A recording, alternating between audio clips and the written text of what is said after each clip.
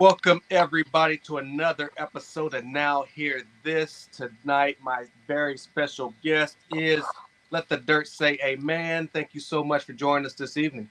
Hey, salute to you, bro. Salute to everybody in the building, watching, listening, participating in whatever way. Peace to you. No doubt. You have a project out called I Love You. I'm not Yes, sir. Yes, sir. jumping back, back, let the public get to know you a little bit better. Where were you born and raised? Hey, I say it super proudly, man. I'm a native Washingtonian, born and raised in the District of Columbia, Washington, D.C. D.C., the Chocolate City, the first letter in the DMV. Day in the life in the DMV as a teenager for you. Day in the life. That's good, man. I mean, honestly, like I said, no, never ever a diss because that term and the movement behind it brings unity. But I'm a pre DMV baby. Like I existed in the actual capital city um, during the times of Ronald Reagan as the president, during the times of Marion Barry as our mayor. Um, during the times of people like Rayful Edmonds having their footprint on the street side of things. So honestly, man, it was like the beginning of Boys in the Hood. Mm, You know, the beginning of Boys in the Hood movie where it's just the kids. Like that's a good way to sum it up. It was kind of like that. Like you had some great moments. You had some trying moments where you starting to get to learn the neighborhood beyond just your stoop, and you starting to meet people from other neighborhoods. You learning like which neighborhoods get along, what streets do, what streets don't, where to go, where not to go. um but I think right at that teenage point is kind of like when you're starting to see like, okay, it's only but so many paths to choose in this mix, so you got to be kind of careful. So you're not 100% hip, but you still know, like, if I dip too much to the left, you know what I mean, or too much to the right, it might end bad for me. But it was still a beautiful time to me. right. What were some of your hobbies and interests during this time? Um, I mean, I would say I was pretty typical in what most young men are doing at that time. Like, definitely we was, I don't know, I mean, if you talking about like right at the crest of it, about 13, 14, we still in the riding the bikes through the neighborhood like crazy. We always meeting down at the playground and play basketball and shit. I had a hoop in my backyard, so right in my immediate block, a lot of the cats would just come right in my backyard if we didn't want to go down the block. We had to deal with the rest of the neighborhood and shit. Shout out to all my cousins from Lincoln Heights. You know what I mean? Lincoln Heights, they used to come off the hill deep, scaring the shit out of everybody. But later on I realized my family was up there and shit, man. But we still, through it all, you get along with people, man, and you learn how to maneuver. But I would say, like I said, I wasn't really into any one particular thing more than any others, except for music in a way. Like hip hop was kind of always with me. Like, I mean, we talked about that when we first jumped off, of how, as I like to say to people, how young you are. But we're at an age where we grew up alongside hip hop. You know what I'm saying? So it was like while I was outside playing and all of that type of stuff, I was still being attracted to that. Like, yo, how you beatbox? You know what I mean? And how do you pop lock, and how do you know what I'm saying? So like that's a good way to say what the teenage years was like. You know what I mean? Right. You talked a little about getting into music earlier on. Who were some of your musical influences around this time? Um, I mean, I could name artists, but I would really say my family like had a major effect because they kind of directed into where you would start, I guess discovering music. So my father and mother um always sang like around the house, just like little duets, just themselves, and they were always listening to uh the soul R&B music like of their era. You know what I mean? The Marvin Gaye's, the Stevies, the Temptations, um, and my grandfather. he was always playing jazz, like no matter what. I mean, he definitely listened to other stuff according to my mom, but whenever I was around him, I heard nothing but jazz music. So that was a good seed, you know what I mean, to be playing it early on that I wouldn't rediscover it till like, in my 20s and be like, oh, this is how I got here. You know what I'm saying? So I think that would be a good way to put it. And my older brother, Don, um, he was like the first person to kind of show me like how to, start when it got to the hip hop side. But there was space in between that. Is first, you scratching on your parents' record player, trying not to get caught, and making rap records on tape, on cassette tapes type of stuff. But yeah, definitely I would say family had like kind of my first, you know, yo, this is what music is. This is where you should start At what directing some of your curiosity. You know, right? At what point did you jump in and start pursuing music? um, like I said, real talk. I mean, we was curious from Jump Street, man. Like I can remember again memorizing like Salt and Pepper. And that was the first rhyme I memorized. So I was always like, yo, what is this? I want to do this. And just, rapping in the basement with your cousins and shit like that. But I got serious about it right around high school. Right around high school. I met some dope brothers, man. Shout out to Khalil and Dave. Um, but I met some brothers out in Oxon Hill, Maryland that were into the same type of hip hop that I was into. And so it was like we started, building, recording stuff, even though it was like, we still like recording stuff on tape decks type of shit. But it was a foundation. Right. What was the name of that crew? And EMS, yeah, EMS. Shout out to EMS. Everything means something. did anything materialize as far as something the consumers Well, can get? it when we never got to no type of like level of product out in the streets, even doing shows for real. Like we might have did like one random show. Who knows where it was. Most of it was just like the indoors, you know, building of hip hop more so than us actually doing anything. It was like the precursor to lead me to those things. Okay. What eventually happened to the group, and where did you find yourself after that? Um, just just real life growing, and everybody's moving in different directions, and I knew I wanted to keep doing it. And then I met my closest friend, man. Shout out to my man Rashad Dobbins from the RPC Riggs Park Northeast, uh, who rocks out under Messiah and Glitz right now. But he and I, you know what I mean, like the two top boys, so to speak, in the Cornell West area. But when I met Rashad right around like 20, like I was just kind of leaving the EMS thing. Um, like just about to hit like 2021, you know what I'm saying? And I met my man Rashad, I think right around that age, maybe 22 at the latest. And then it was like, oh shit, like somebody else from DC that's like really, really about this. And then he introduced me to U Street and basically like where DC's hip hop scene, like the reason why a DMV scene exists now. He took me to the beginnings of that shit. So it was like, all right, you know.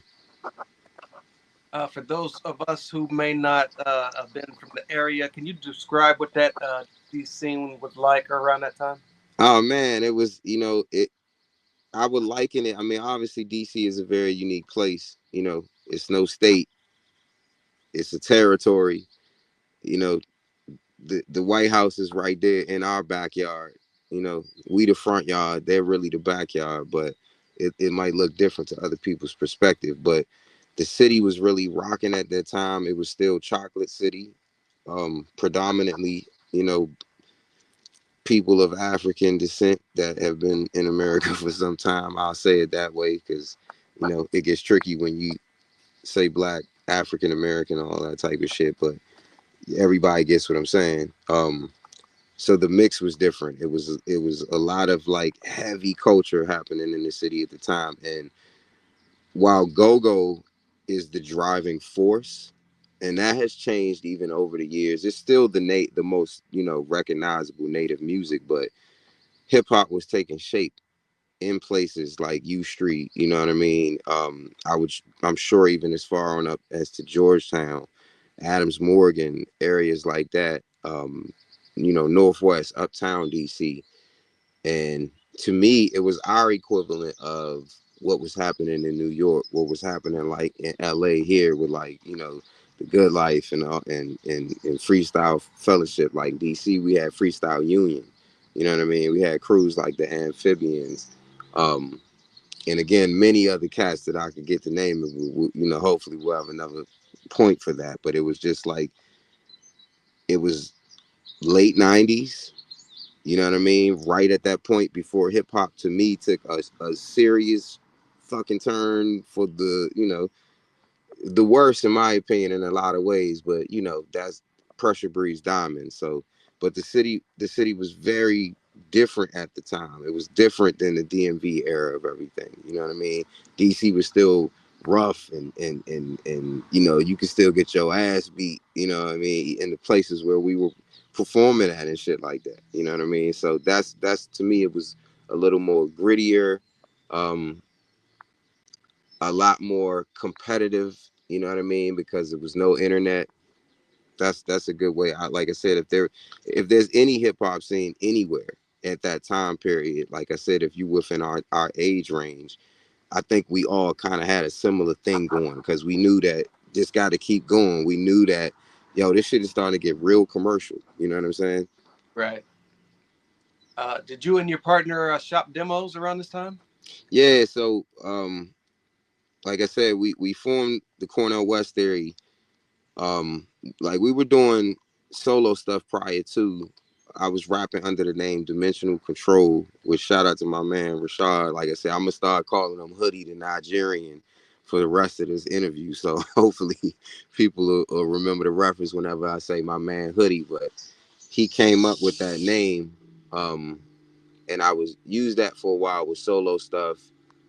Eventually, we all formed a crew. Me, him, my man Born Infinite, aka Born Our Music. Shout out to my man John Moon, um, my man Sam Levine. We formed I call it like a improv free jazz slash hip hop slash, like we was just playing shit on the spot. Like it was nothing rehearsed, nothing. Everything was on the spot with this thing called the avant-garde violence that led me into the Cornell West areas when I first started actually like, all right, we're gonna start putting shit in the streets. Um, 2004. It wasn't until 2010 till we actually dropped the album. But that was like the first like, okay, here's something tangible. Here's a CD. Here's a hoodie to go with it, like that type of stuff. And we definitely, like I said, we made some connections, but like I said, the game was being altered severely by that time. Like we made it into the Source magazine. We Oh wow. reviewed an OK Player, like um and got a fucking beat too. By the way, our record got a higher rating than Sister Alicia Keys and that the issue it was in. But shout out to Alicia. Um, but we just rolling through the rigors of what it is to try to enter into the industry that's not really set up for you. Right. Do you remember what issue that was? Because I'm gonna have to go back and dig that up. Man, I'ma find it, bro. Like I still have the clipping for the Source magazine. Um, the Source magazine, I want to say was 2011. I want to say it was either the August or September edition. Young Jeezy is on the cover, profile facing. I want to say it's a black background. That's the Source magazine. I'm gonna find. I swear I'll find it, man. And hit you on the low side and get you that information. I swear I was right on the tip of my brain, but I can't remember exactly what issue of OK Player that was. Gosh, and the other thing too is I don't even remember if it was strictly online or if it made it into like hard copy. But um, we've made it to the Wire UK magazine. Shit, my Cornell West area was mentioned in Playboy, man. Wow. Um, so it's like one of them like rare gem, unkept secret type of things. That was like the origin for me as far as like, you know, putting stuff out so that the public could consume it, or trying to reach out to different labels or people, what have you, that hold certain positions that you believe can help advance your shit. Well, with such a buzz going on around that time with the Source, Playboy, OK Player, are labels knocking on your door at this time? Nah, man, no labels necessarily came to us. We had the blessing of just going the indie route, man. Shout out to my brother Sean Peoples. In DC, had a label called Sockets Records. So we you know did an arrangement with Sockets. Um, Ended up being one of their highest selling. I believe it might have been the best selling uh, album in their catalog. I could be wrong about that, but it was definitely one of the highest selling. Um, but that being said, we had a manager at the time. Shout out to my man Ed, and we were doing it just kind of pretty much on our own. Like we had many interactions. We had performed for the Source. We've been interviewed in the Source. Um, with Dr. West, with Dr. Cornel West. We performed for the Source Ghetto Metal. Um, did one overseas date out in Amsterdam, and most of it was just like I said, just indie push. You know what I'm saying? But no one particular entity came to us like, yo, you know what I mean? Like if they were looking, nobody told us. Mm. What was the biggest break for the group around that time? Oh man, I mean, one shit. First of all, just Dr. West even being kind enough to loan us his namesake and his participation with it. He's on the first two albums pretty heavy, like throughout all the songs, and then we spliced them in the third album. Um, so you have that, but it's been like through that I've been able to link with a lot of my heroes. We were able to link with Chuck D from Public Enemy, um, who again was kind enough to build with us, and Chuck uh, does the intro for our third album. We had an album called Coming from the Bottom, and Chuck D does the intro for that. You know, being able to link with Diamond D, shout out to Diamond, Helen and Celia from Les Nubians, shout out to my man Do It All from Lords of the Underground, Mr. Funky. So it leads you to those places of like being able to like, okay, now I'm this much closer. You know what I mean? Um, we, like I said, were able to go overseas at least once. Definitely did like in-state, like little miniature tours where it's maybe no more than like 2 or 3 dates back to back. um but just for me, it was just like captivating the city of Washington and the surrounding area. We won best hip-hop artist in the DMV for 2008. We didn't even have an album out, and we still won it. And then we won again in 2015. So, like I said, we definitely did as much as we could with it in those moments. And then even once that space, dissipated, we kept going and continued to put out, more albums. I think we ended up with like 7 or 8 projects. And our last one we dropped in 2020 during the pandemic. It was called By the Time I Get to Minnesota. Oh wow, dope. So at this point, it's 2020, the pandemic. Where do you find yourself during this lockdown? Oh man, well, a good placement is that right before it is pretty much when I decided, all right, it's time to do solo shit. I was living in New York. I moved from DC to New York and stayed in Harlem for a year. Um, Shout out to NYC and the five boroughs and all that. But I was up there, again for the sake of pursuing music, and something just said to me, "Yo, you can still be doing all of that you're doing from home." You know what I mean? It's nothing really up here like pulling you that you need to be in New York. You know what I mean? Like it'd be different, obviously, if it's like I got this grandmaster list of hip hop producers that's like, "Yo, nigga, I need you in the lab for 2 weeks." Like that's different. But it was like, "Yo, just take it back home, regroup."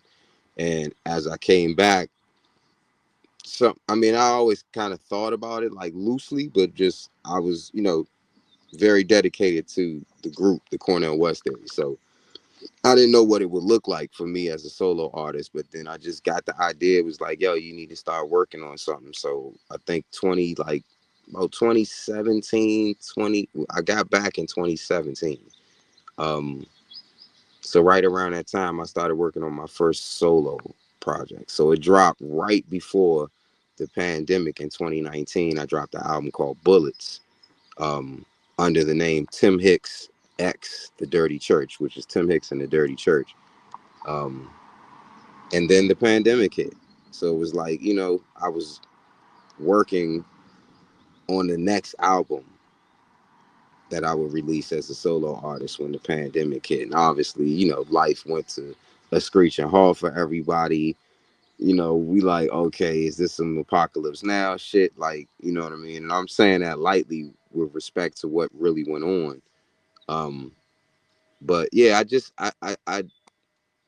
I stayed creating because I knew that this, eventually this is going, and we're gonna be back to being in the mix. So um my album God Hates Gucci, I think, was being created in that pandemic space.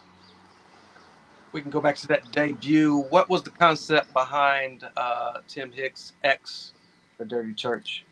So once again, shout out to my man Hoodie. But he came up with all these names, like these, I don't know if you want to call them acronyms, but just like nicknames for DC. All right. So obviously this District of Columbia, but he had like stuff like Daddy's Corners, Dirt Country, Dimensional Control, which is the first name that I started rapping under. So one of them was Dirty Church. And I was like, yo, I like that, yo. I'm gonna produce under that name. So want to say like maybe '04, '05, '06.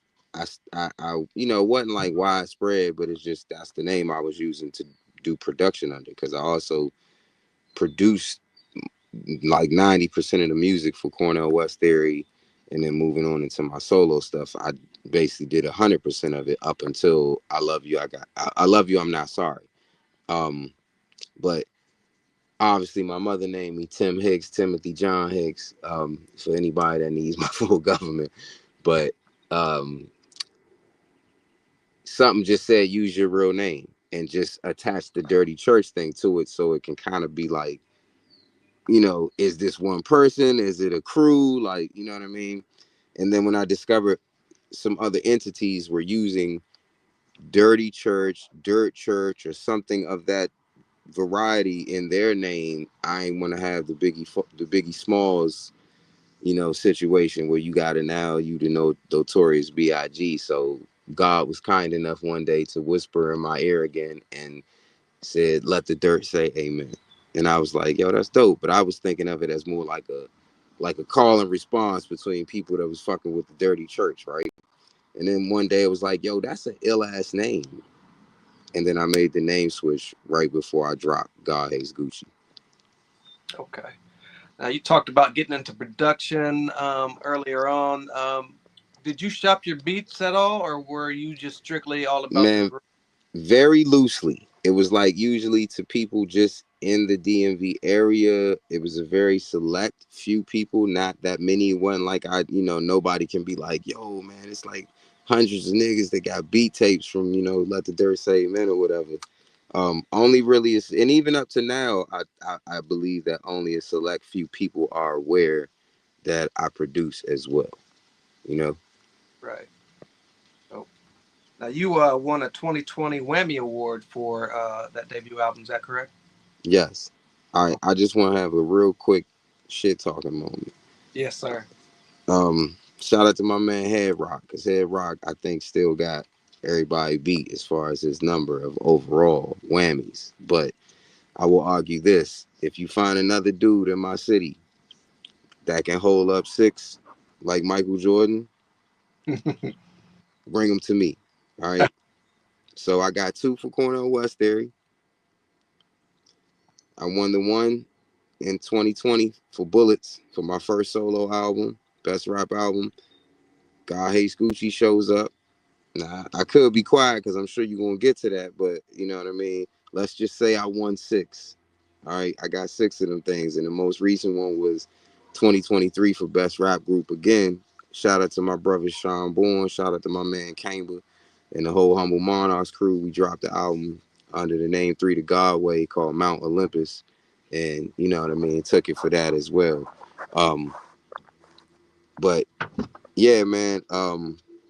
I got six under my belt. So we, like I said, I don't want to diverge too much from that, but I always like to make sure people are aware of that shit. Like you don't win this many joints just being okay. You know what I mean? Like one, to win it, you have to be considered the best.